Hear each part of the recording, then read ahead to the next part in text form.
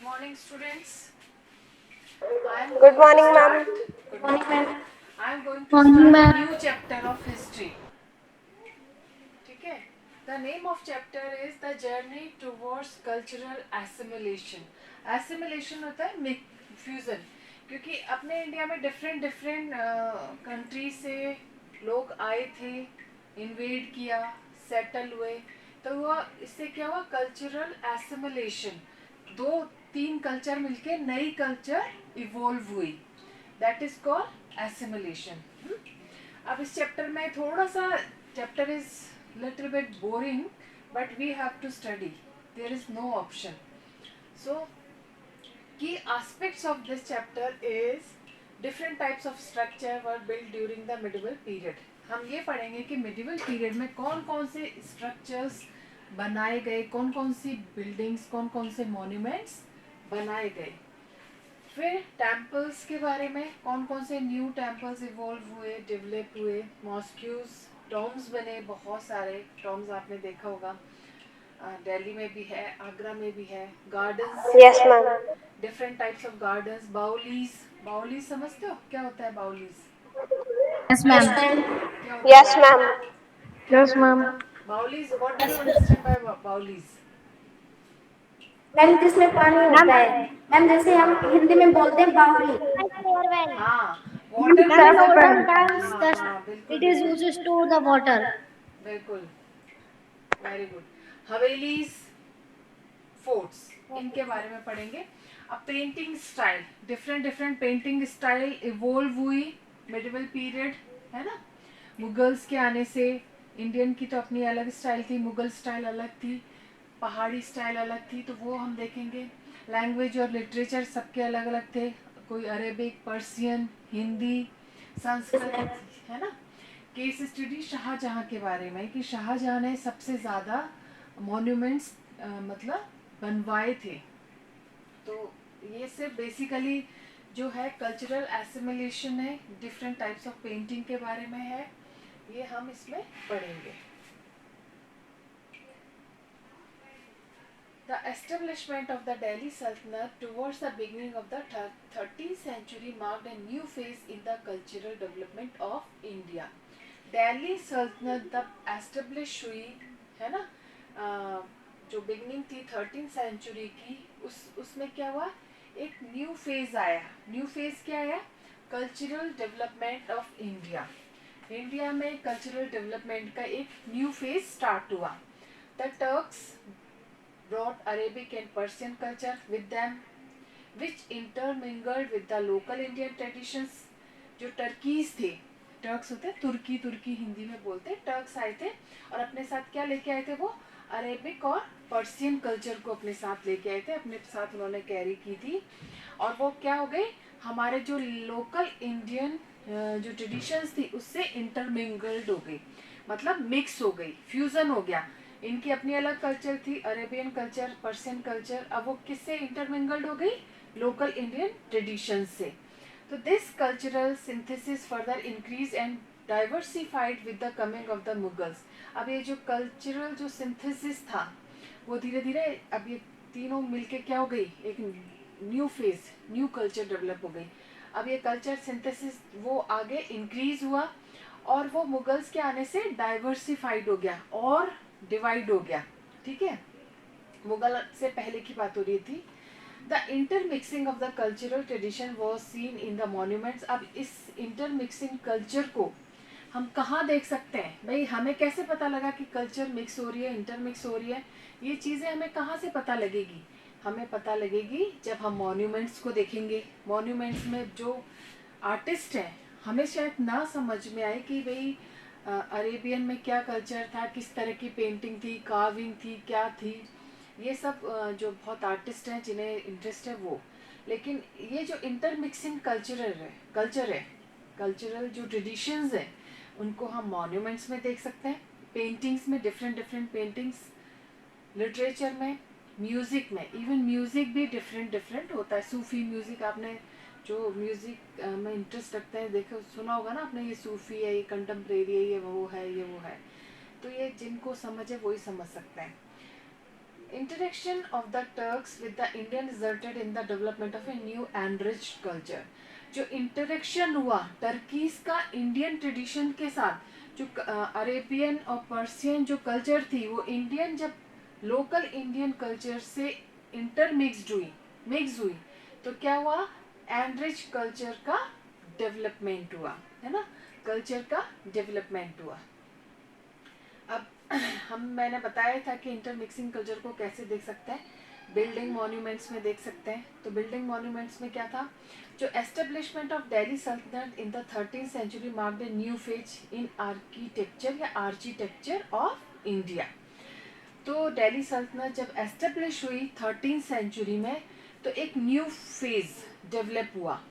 वो new phase किस में हुआ, आर्किटेक्चर भी बोल सकते हो, आर्किटेक्चर भी बोल सकते हो इंडिया में, है ना। नई नई तरह की बिल्डिंग्स बनी, नए नए तरीके के स्टोन्स, उसमें कार्विंग, फ्लोरल डिज़ाइन, ये सब डेवलप हुई। One of the first requirement of the new rural was houses to live in and places of worship. जो पहला रिक्वायरमेंट था न्यू रूरल्स का क्या था कि या तो उनको जिसमें पैलेसेस बनाना, घर बनाना जिसमें वो कंफर्टेबली रह सके, या प्लेसेस ऑफ वर्शिप को डेवलप करना, मॉस्क्यू जैसे मुस्लिम्स है मॉस्क्यू बनाना, हिंदू रूरल्स हैं उनको टेम्पल्स बनाना, तो ये सब चीज़ें थी। The first mosque build by them was the Quwwatul Islam mosque near the Qutub Minar in Delhi. देखो ये इम्पोर्टेंट है, जो first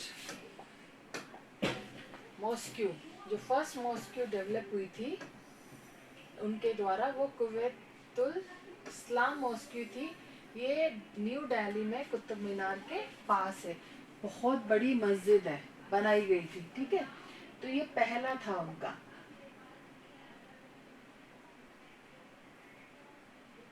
In these buildings, the Delhi Sultanate used arc and domes-like structure on a large scale. यही है ना इसके बाद। Yes ma'am. इन buildings में दिल्ली सल्तनत ने क्या यूज किया, डोम्स देखे ना, गुम्बद, डोम्स। No ma'am. हाँ, स्ट्रक्चर लार्ज स्केल पे यूज किया। ये डोम्स आप देख सकते हो, दिस द डोम, इधर कहीं डोम्स बनाए हुए हैं। अलाई दरवाजा इसका एग्जाम्पल है।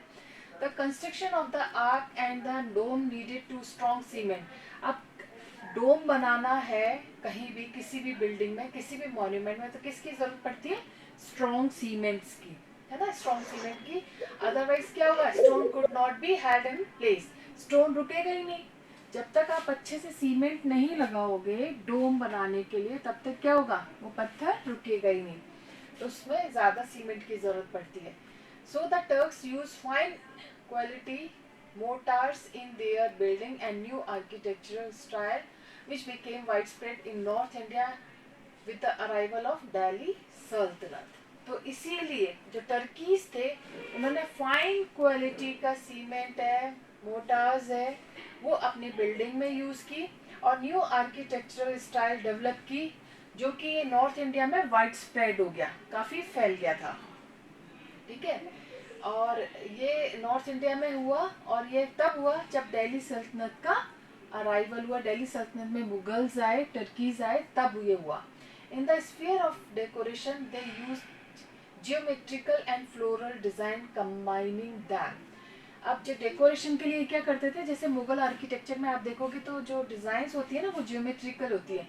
कोई जियोमेट्रिकल समझते हो, triangle shape, square shape, rectangle shape, और फ्लोरल डिजाइन में डिफरेंट फ्लावर्स, कार्विंग पत्थर पे भी होता है, उसमें मीनाकारी, उसमें कलरफुल। आपने अगर अपने ही जयपुर में विजिट किया हो तो आपने आमेर विजिट किया, Amer palace. Yes ma'am. Yes ma'am. Palace में आप देखना, उसमें आपने देखा होगा पत्थरों में फ्लोरल डिजाइन, देखिए कोई गोल्डन से डिफरेंट फ्लोरल, आपने कभी नोटिस नहीं किया होगा, है ना।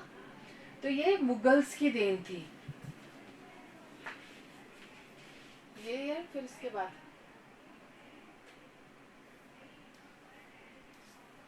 यस मैम, यही है। देखो ये फ्लोरल डिजाइन, इस तरह की डिजाइन देखी है आपने, यस मैम। है ना। Yes ma'am. हाँ, मोस्ट मैग्निफिसेंट होता है शानदार, जो बिल्डिंग थी कंस्ट्रक्ट हुई थी इस पीरियड में वो थी कुतुब मीनार, सबसे मैग्निफिसेंट शानदार बिल्डिंग जो थी वो कुतुब मीनार कहाँ पे है, दिल्ली में। This tapering tower, originally 71.4 meter high, completed by Iltutmish, is unique in the use of red and white sandstone and marble. जो कुतुब मीनार है, आपने देखा होगा कितनी लंबी बिल्डिंग है वो। कुतुब मीनार देखा है कभी दिल्ली में? Yes, ma'am. Yes, ma'am.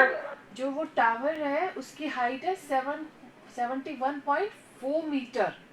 और ये किसने कंप्लीट किया था कुतुब मीनार? इल्तुतमिश ने, है ना, इल्तुतमिश ने बनाया Yes, था। ma'am. और इसमें रेड एंड वाइट सैंडस्टोन को यूज किया गया था मार्बल के साथ। It's a projected balconies are also a special feature of this monuments. पहले तो क्या होता था कुतुब मीनार में Excuse me, ma'am. यस, बोलिए बेटा। मैम इसे इल्तुतमिश कहते हैं या फिर अल्तमश? इल्तुतमिश, आप देख लिए ना खुद ही, इल आई डबल एल इल तुतमिश, इल्तुतमिश। अल्तुतमिश नहीं होता, अल होता तो ए होता, Iltutmish. This is the Iltutmish. Clear okay ma'am. है ना? आपने अगर कुतुब मीनार देखा होगा तो छोटी छोटी सी विंडोज नीचे से नजर आती हैं, बैल्कनीज छोटी छोटी सी। Yes ma'am. अभी तो बंद कर दिया उसको, पहले क्या था, पहले ऊपर तक लोग जा सकते थे, अभी थोड़ा सा बंद कर दिया, बैन कर दिया है, अब बाहर से देख सकते हैं। तो बैल्कनीज भी उसमें स्पेशल फीचर है उस मॉन्यूमेंट का। Alauddin Khalji, another Delhi Sultanate built a new capital at Siri. जो अलाउद्दीन खलजी जो हुए थे, जो दिल्ली सल्तनत में उन्होंने रूल ओवर किया था, उन्होंने अपनी न्यू कैपिटल बनाई थी सीरी में, है ना, सीरी में। Few kilometres away from the site. Qutub Minar से थोड़ा सा दूर था सीरी जो था। सीरी फोर्ट आपने देखा हो दिल्ली, अभी आपने विजिट नहीं किया होगा, वहाँ पे अलाउद्दीन खलजी ने उसको अपनी कैपिटल बनाया था। The Tughlaq rulers build the huge palace fortress complex called Tughlaqabad. जो तुगलक आए थे, जो तुगलक रूलर्स आए थे ना, उन्होंने बहुत ह्यूज विशालकाय पैलेसेस बनाए, बहुत बड़े बड़े महल बनाए, है ना, फोर्ट बनाए, फोर्ट्रेस बनाए, है ना, उसको नाम दिया गया Tughlaqabad. Firoz Tughlaq built a pleasure resort in Hauz Khas which is a huge lake around it. Firoz Tughlaq, जो फिरोज तुगलक थे, ये हौज खास दिल्ली में है अभी भी। हौज खास जो किसने बनवाया था? ये फिरोज तुगलक ने, है ना। एक रिजॉर्ट टाइप बनवाया था हौज खास, अभी भी हौज खास है, जो ह्यूज लेक थी, पानी उसमें भरा हुआ था, इसके आसपास ह्यूज लेक अराउंड इट थी। Thus, under the Delhi Sultanate and in he also built a new fort in a place which is now called the Kotla. इसी ने फिरोज शाह तुगलक ने क्या किया था, एक न्यू फोर्ट बनवाया था जिसको कोटला के नाम से जाना जाता है। The Lodhi Sultanat added a special touch और to their architecture by placing their tombs in the midst of huge gardens. जो लोधी थे उन्होंने सबसे ज्यादा गार्डन्स बनवाए थे, ठीक है। जो लोधी सल्तनत था उन्होंने एक स्पेशल टच दिया अपने आर्किटेक्चर में, अपने आर्किटेक्चर में। Whatever you can say, architecture and architecture both are correct. So उसने टॉम्स दिए थे और ह्यूज गार्डन्स बनाए थे टॉम्स के साथ। तब लोधी गार्डन, न्यू दिल्ली में लोधी गार्डन है, ये फाइन एग्जाम्पल है इस स्टाइल का। देखिए लोधी गार्डन आपको दिख रहा है, ये टॉम्स बने हुए ना, ये you can see tombs. Yes, ma'am. Thus, under the Delhi Sultanate, an intermingling of the Turkish and the local Indian art and architecture style gave rise to a unique form of architecture and building activity. जो दिल्ली सल्तनत के under में जो intermixing, मतलब जो fusion था, जो mixture था टर्किश और लोकल इंडियन आर्ट का, है ना, उसका आर्किटेक्चरल स्टाइल ने एक यूनिक आर्किटेक्चर बिल्डिंग कंस्ट्रक्शन में, आर्किटेक्चरल फॉर्म में एक नया ही फेज, नया ही डेवलपमेंट हुआ। With the advent of Mughal rule, जब मुगल रूल, एडवेंट मतलब होता है जब वो आए इंडिया में, विद द एडवेंट मतलब जब वो पहुंचे, रीच कह सकते हो। मुगल रूल जब इंडिया में पहुंचा, there was an outburst of many side cultural activity. उस वक्त बहुत सारी कल्चरल एक्टिविटीज़ का आउटबर्स्ट हो रखा था, ठीक है। In fact the Mughal period can be called the second classical as, इसीलिए मुगल पीरियड को हम सेकेंड क्लासिकल एज के नाम से जान सकते हैं, जाना जाता है। After the Gupta age of ancient India, the Mughal period integrated the Turkish and Iranian cultural style of the Mughals. जो मुगल पीरियड है, मैंने बता ही दिया था, जो गुप्ता एज, जो गुप्त साम्राज्य था, उसके बाद जो मुगल पीरियड था वो इंटीग्रेट हुआ टर्किश के साथ, है ना, टर्किश के साथ मिले, ईरानियन कल्चरल स्टाइल आया उसमें और इंडियन ट्रेडिशन भी उसमें मिक्स हुआ।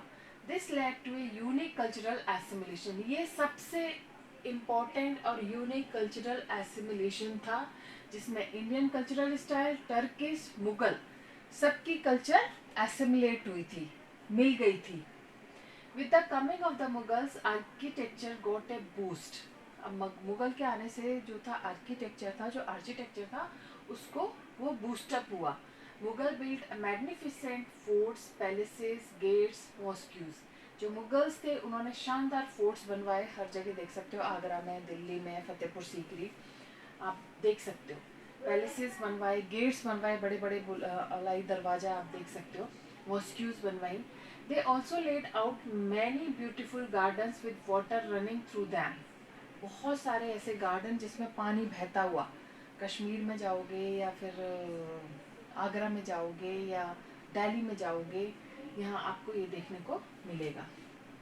Some of the gardens made by Mughals such as the निशद Bagh in Kashmir, सबसे इम्पोर्टेंट जो गार्डन है कश्मीर का Nishat Bagh, I have seen the Nishat Bagh, मतलब really Nishat Bagh is very beautiful. तो निशद बाग कश्मीर में, द शालीमार बाग एट श्रीनगर में, जम्मू एंड कश्मीर में, पिंजौर गार्डन पंजाब में, फुटिल्स एग्जिस्ट टुडे, आज तक भी है, मतलब सुंदर है। Akbar was the first Mughal emperor who had time and means to invest in construction activity. Akbar first Mughal emperor थे जिन्होंने बहुत सारा पैसा भी इन्वेस्ट किया कंस्ट्रक्शन में और बहुत ज़्यादा टाइम भी उन्होंने लगाया। He built the massive Agra Fort, उन्होंने सबसे इम्पोर्टेंट मैसिव आगरा फोर्ट को बनाया, जो कि किससे बना हुआ है, रेड स्टोन, सैंडस्टोन से, लाल पत्थर से बना हुआ है। ये इसमें देख सकते हो आगरा फोर्ट, ये आपने देखा होगा कभी, बस से गए हो, कितने लोग यूपी में गए? Yes ma'am. देखो ये बहुत विशाल है, बहुत मैसिव फोर्ट है ये आगरा का। फतेहपुर सीकरी, अगर कोई आगरा से थोड़ी सी दूरी पे है फतेहपुर सीकरी, फतेहपुर सीकरी का देखा आपने टोम, कितने बड़े बड़े दरवाजे हैं। Yes ma'am. और फतेहपुर सीकरी जो है वर्ल्ड हेरिटेज साइट है। There is a legend that a tunnel from here stretch to Delhi and from there to Lahore and to the other end to the Agra. ये लेजेंड है, टनल है एक बहुत बड़ी जो स्ट्रेच हुई है दिल्ली से और लाहौर तक, बल्कि आगरा के एंड तक। This fort has many magnificent gates, जो ये फोर्ट बनाया इसमें बहुत शानदार गेट्स बने हुए हैं। He also build the palace cum fort complex at Fatehpur Sikri, इसमें बहुत सारे पैलेस कम फोर्ट आप कह सकते हो, महल भी और फोर्ट भी दोनों मिक्स करके बना हुआ है फतेहपुर सीकरी में। ऑन 36 किलोमीटर्स आगरा से, मतलब पहले ही पड़ता है। अगर आप इधर से जा रहे हो, भरतपुर साइड से जा रहे हो तो पहले पड़ता है, अगर उधर से आओगे दिल्ली वगैरह से तो बाद में पड़ता है। तो विच ही कम्प्लीटेड इन 8 years। ये जो फतेहपुर सीकरी का जो पैलेस कम फोर्ट बनाया था वो कितने साल में, 8 years में कंप्लीट हुआ था। Fatehpur Sikri was the capital of the Mughal empire. जो फतेहपुर सीकरी जो थी वो मुगल एम्पायर की कैपिटल थी। अकबर के समय, अकबर जब रूल ओवर कर रहे थे ना, उनके समय उन्होंने अपनी कैपिटल बनाई थी फतेहपुर सीकरी को, जो कि 1571 से लेके 1585 तक रही थी। It had to be abandon mainly due to the lack of water. भाई इसको क्यों छोड़ दिया गया, कैपिटल बनाया था तो इसको क्यों छोड़ दिया गया, पानी की कमी की वजह से फतेहपुर सीकरी से वो मूव ऑन कर गए। The complex included many building in the Gujarat Bengal style and architecture. जो कॉम्प्लेक्स इंक्लूडेड था, इसमें बहुत सारी कॉम्प्लेक्सेस थे, काफ़ी इंटरमिंगल्ड, काफ़ी इंटरलिंक थी, जिसमें गुजरात बेंगल स्टाइल थी आर्किटेक्चर में। In one of famous building Panchmahal, इसमें से एक जो फेमस बिल्डिंग है वो है Panchmahal. Different types of pillars used in temples were incorporated, इसमें अलग अलग तरह के पिलर्स को यूज़ किया गया है टेम्पल्स में। The Gujarat style of architecture is used in the palace built for his Rajput wife, जो गुजरात स्टाइल आर्किटेक्चर जो पैलेस में यूज़ किया गया वो अपनी राजपूत वाइफ के लिए अकबर ने किया था। पंचमहल उन्होंने बेसिकली जोधा भाई के लिए बनाया था। टाइम हो गया, टाइम इज ओवर नाउ, इसको हम कल कंप्लीट करेंगे, है ना? Okay ma'am. Okay. Okay, ma'am.